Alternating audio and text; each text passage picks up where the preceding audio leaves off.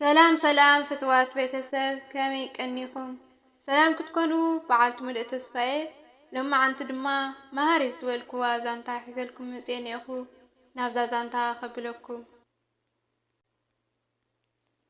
በስመ አብ ወወልድ ወመንፈስ ቅዱስ አሐዱ አምላክ አሜን። ኩሉ ነገር ልጽቡቕ እዩ።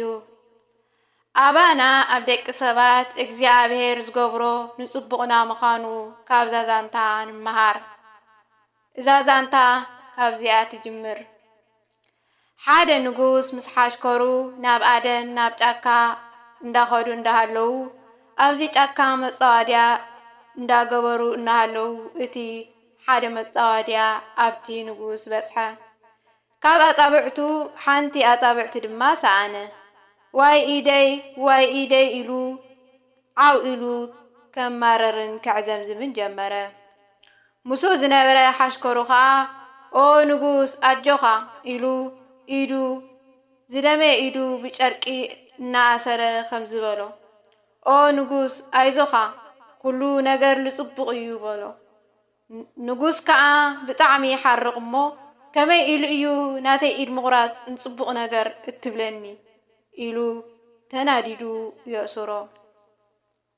እቲ ንጉስ ከዓ ድሕሪ ብዙሕ መዓልትታት በይኑ ጉዕዝኡ ናብ ኣደን ቀጸለ። እንዳተጓዓዘ እናሃለወ ከዓ ኣብ በረኻ ሰብ ቀቲሎም ንዓማልኽቶም መስዋዕቲ ዘቕርቡ ሸፋቱ ረኸብዎ እሞ ሓዝዎ። መስዋዕቲ ክቕርብዎ እውን ደለዩ። ግና ብባህሎም መሰረት ጎደሎ ዘለዎን መስዋዕቲ ኣየቕርቡን ነበሩ። ንጉስ ከዓ ኢዱ ቆራጽ ስለ ዝነበረ ሓዲገምዎ ኸዱ። ንጉስ ከዓ ናብ ገዝኡ ይምለስ እሞ ናብዚ ዝኣሰሮ ሓሽከሩ ኸይዱ እወ ሓቅኻ ኢኻ ኩሉ ነገር ንጽቡቕ እዩ ዝበልካኒ ሓቅኻ ኢኻ በሎ። ኩሉ ነገር እቲ ዘጋጠሞ ከዓ ነገሮ። ንዓኻ ምእሳረይ እውን ዓብይ በደል እየ ፈጺመ ኢሉ ብዝገበሮ ተጠዓሰ። በጀኻ ይቅር ግበረለይ ኢሉ ከዓ ለሞኖ። ዝተኣሰረ ሓሽከሩ ድማ ኦ ንጉስ ንስኻ እውን ንዓይ ምእሳርካ ንጽቡቐይ ኮይኑ ንስኻ እንተዘይተኣስረኒ ነይርካ ምሳኻ እየ ክኸይድ ነይረ። ንዓኻ ክሰዱኻ እንተለዉ ንዓይ ግና ሙሉእ ኣካል ኢሎም መስዋዕቲ ክገብሩኒ ነይሮም እዮም በሎ።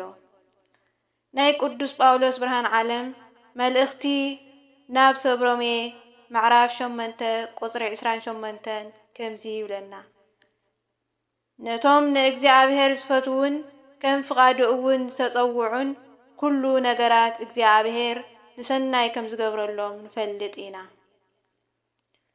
እስቲ ዝኸበርኩም ፍትዋት ኣሕዋተይ እስቲ ንነብስና ሓንቲ ሕቶ ንሕተታ።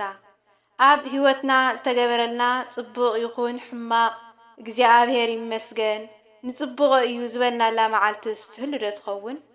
ክንደየናይ ዝኣክል ከ እዩ? ምርካብ ይኹን ምስኣን ናይ ህይወት ተራ ነገር እዩ። ክንረክብ ከለናን ክንስእን ከለናን ንሽዑዳ ይመስለና ብዙሕ ንዛረብ እምበር ንጽቡቕና እዩ። ቅድሚ ንእግዚአብሔር ምምራርና ካብ እግዚአብሔር ጽቡቕ መሲክ መጸና እዩ እሞ ብትዕግስቲ ንጸበ። እግዚአብሔር እንተደንጎየ እኳ ንእግዚአብሔር ዝቕድሞ የለን እሞ ካብ ችግርና ንላዕሊ እግዚአብሔር ይበልጸና። እግዚአብሔር ዝፈትሐልና ችግር ይበዝሕ እሞ ብንጽህና ናብ እግዚአብሔር ኣምላኽና ነቕረብ። አሜን። ወስብሐት ለእግዚአብሔር ልዑል ወለወላዲቱ ድንግል ወለመስቀሉ ክቡር ይኹን።